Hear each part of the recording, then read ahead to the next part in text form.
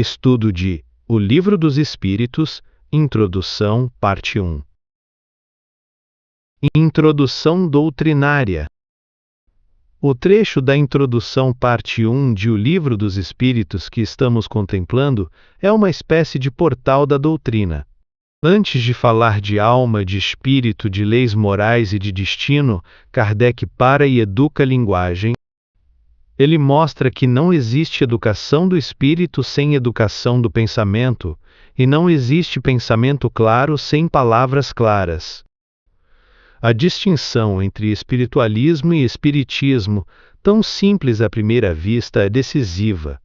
Espiritualismo é toda a crença que admite algo além da matéria.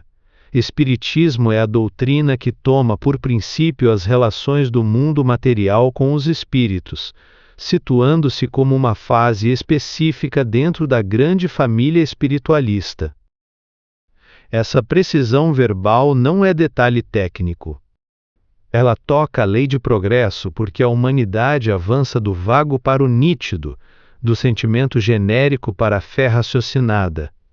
Toca a lei de responsabilidade porque, ao sabermos o que os termos significam, somos chamados a assumir conscientemente o que dizemos ser e em que dizemos crer. O texto inaugura, assim, uma pedagogia da clareza que acompanhará toda a codificação e será aprofundada pelos pensadores espíritas posteriores. Nível literal. Lido diretamente, o trecho afirma que, para coisas novas, são precisos termos novos. Kardec parte de um fato simples. Palavras antigas, com muitos sentidos, geram confusão quando recebem ainda mais significados. Os vocábulos espiritual, espiritualista e espiritualismo já designam com nitidez a posição oposta ao materialismo. Espiritualista é todo aquele que admite, em si, algo mais do que a matéria.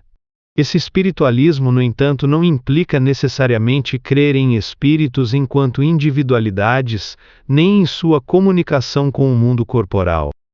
Se esses mesmos termos fossem usados para indicar a doutrina dos espíritos, aumentaria a anfibologia, isto é, a ambiguidade de linguagem.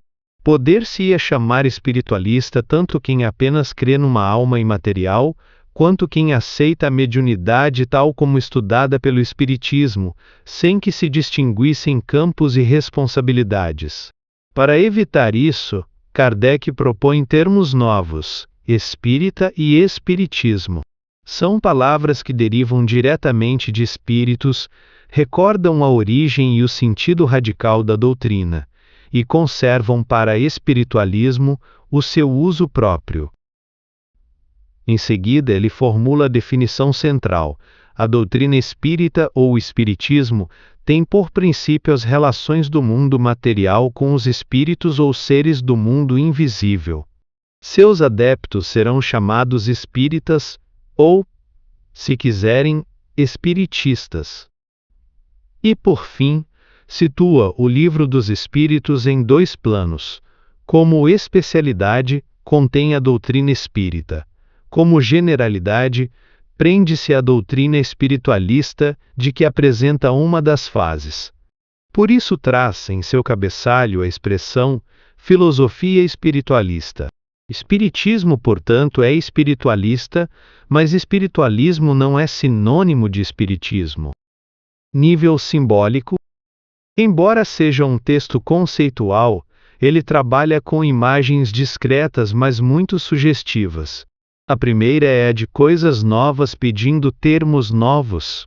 Há aqui a ideia de um nascimento. Uma realidade espiritual mais claramente revelada surge na história humana e pede uma veste verbal adequada. Tentar ajustar essa realidade a roupas velhas, carregadas de sentidos diversos, é forçar costuras que acabam rasgando, é impor à revelação uma linguagem incapaz de contê-la com precisão. A menção à anfibologia evoca um ambiente de neblina mental. A palavra, que significa muitas coisas ao mesmo tempo, funciona como um vidro embaçado. O espírito olha, mas não vê nitidamente. Separar espiritualismo de espiritismo é como acender uma luz ou limpar a lente, para que os contornos do pensamento fiquem claros. A mente deixa de caminhar em terreno escorregadio, onde qualquer crença espiritual cabe em qualquer expressão. Quando Kardec diz que o espiritismo é uma das fases da doutrina espiritualista, sugere um processo. Não se trata de um mundo à parte, isolado, mas de uma etapa num movimento mais amplo da humanidade em direção ao espírito. A expressão indica continuidade e novidade ao mesmo tempo. Continuidade porque o espiritismo se insere na tradição espiritualista. Novidade porque representa um momento em que essa tradição assume forma experimental, metódica, organizada.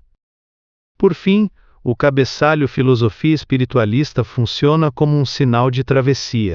O livro se apresenta como ponte entre o vasto campo das filosofias espiritualistas e uma formulação específica, denominada Espiritismo.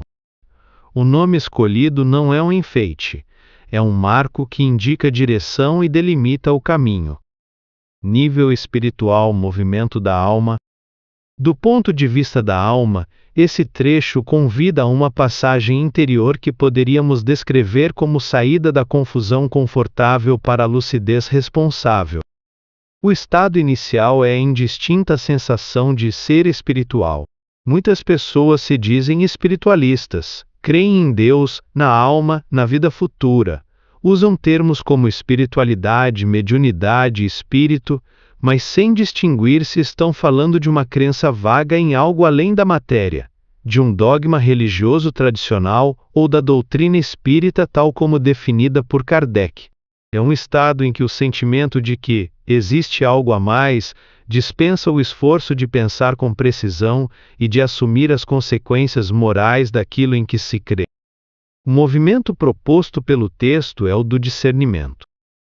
Kardec nos convida a saber de que estamos falando quando pronunciamos certas palavras. Ser espiritualista significa não ser materialista, admitir uma dimensão espiritual. Ser espírita significa aderir a uma doutrina que toma por objeto as relações entre o mundo material e os espíritos, aceitando o conjunto de princípios e responsabilidades que daí decorrem. A alma é chamada a sair do abrigo do espiritualismo genérico e a posicionar-se com liberdade e seriedade diante da proposta espírita. Nesse processo aparecem leis espirituais importantes. A lei de progresso se manifesta na exigência de precisão conceitual. É sinal de maturidade não se satisfazer com fórmulas vagas. A lei de causa e efeito atua no campo mental. Ideias confusas geram práticas confusas. Ambiguidades de linguagem sustentam ambivalências de conduta. Clarificar conceitos é purificar causas. A lei de responsabilidade se explicita. Uma vez que sei o que é espiritualismo e o que é espiritismo, sou responsável por não confundir um com o outro, por não usar o nome da doutrina para justificar práticas estranhas ao seu objeto e método. Há ainda um convite à humildade. Ao situar o espiritismo como fase da doutrina espiritualista, Kardec desautoriza qualquer pretensão de monopólio absoluto da verdade.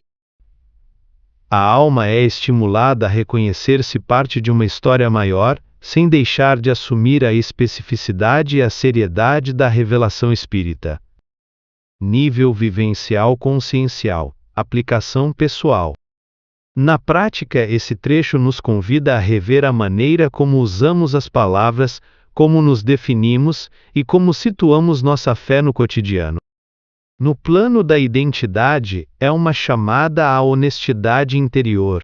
Quando digo que sou espírita, sei de que estou falando, reconheço que isso significa aceitar a existência dos espíritos, a comunicabilidade entre encarnados e desencarnados, a imortalidade da alma, a pluralidade das existências, a lei de progresso e as consequências morais desses princípios?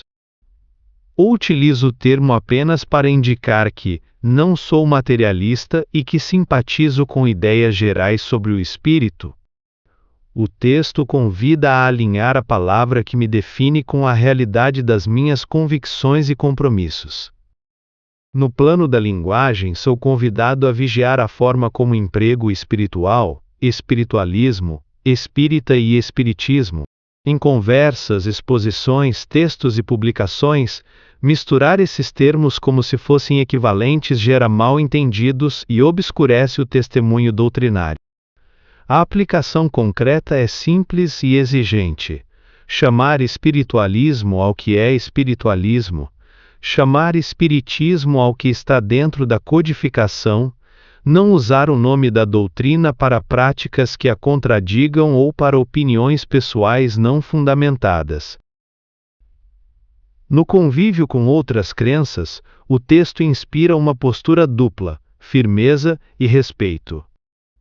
Firmeza, ao lembrar que o Espiritismo é uma doutrina específica, com objeto próprio, não reduzível a um espiritualismo vago.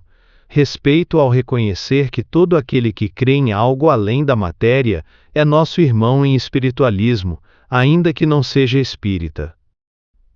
Isso ajuda a evitar tanto o sectarismo orgulhoso quanto o sincretismo que dilui tudo num mesmo caldeirão. Na vida íntima, a clareza de termos pode tornar-se exercício diário de sinceridade. Assim como não devo confundir espiritualismo e espiritismo, também posso perguntar se não uso palavras ambíguas para encobrir atitudes ambíguas. Dizer estou buscando pode esconder uma recusa de tomar decisões concretas. Dizer acredito em espíritos pode conviver com a recusa de estudar, evangelizar-se e reformar-se. O cuidado com o vocabulário torna-se, então, treino de transparência para com a própria consciência. Na casa espírita, essas orientações se concretizam no estudo atento da codificação, na definição clara do que é trabalho espírita, na distinção entre o que é conteúdo doutrinário e o que é contribuição de correntes espiritualistas diversas. Evangelizar, nesse contexto, é organizar o pensamento, educar a linguagem e ajudar cada um a saber, com serenidade, quem é, o que crê e a que se propõe. Perguntas de reflexão. Quando me digo espírita, estou apenas declarando que não sou materialista ou assumo de fato as bases e as consequências da doutrina espírita?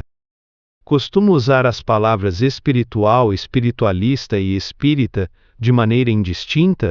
Que confusões isso pode estar gerando em mim e nos outros?